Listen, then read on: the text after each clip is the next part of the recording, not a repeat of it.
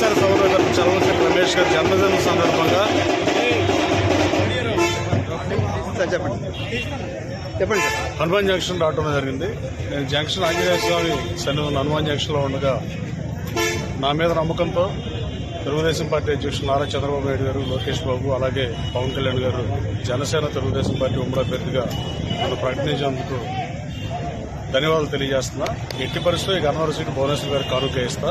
గన్నవరం ప్రజలు ఆదరించి అభిమానిస్తారని, నాకు అన్యాయం జరిగిన ఉద్దేశంతో గన్నవరం నుంచి శాసనసభ వస్తారని జగన్మోహన్ రెడ్డికి ఛాలెంజ్ చేశా.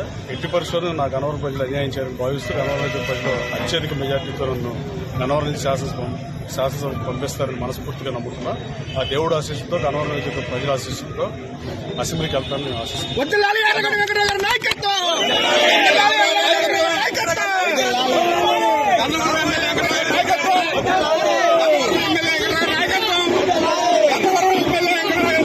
నేను ఈరోజు జనసేన సౌరగర్ చలనశేఖర్ రమేష్ గారి జన్మదిన సందర్భంగా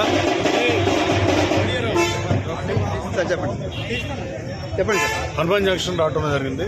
నేను జంక్షన్ ఆంజనేయ స్వామి సన్నిధిలో హనుమాన్ జంక్షన్లో ఉండగా నా మీద నమ్మకంతో తెలుగుదేశం పార్టీ అధ్యక్షులు నారా చంద్రబాబు నాయుడు గారు, లోకేష్ బాబు, అలాగే పవన్ కళ్యాణ్ గారు జనసేన తెలుగుదేశం పార్టీ ఉమ్మడి అభ్యర్థిగా నన్ను ప్రకటించేందుకు ధన్యవాదాలు తెలియజేస్తున్నా. ఎట్టి పరిస్థితుల్లో ఈ గన్నవరం సీటు భువనేశ్వర్ గారికి కానుక ఇస్తా. గన్నవరం ప్రజలు ఆదరించి అభిమానిస్తారని, నాకు అన్యాయం జరిగిన ఉద్దేశంతో గన్నవరం నుంచి శాసనసభ వస్తారని జగన్మోహన్ రెడ్డికి ఛాలెంజ్ చేశా.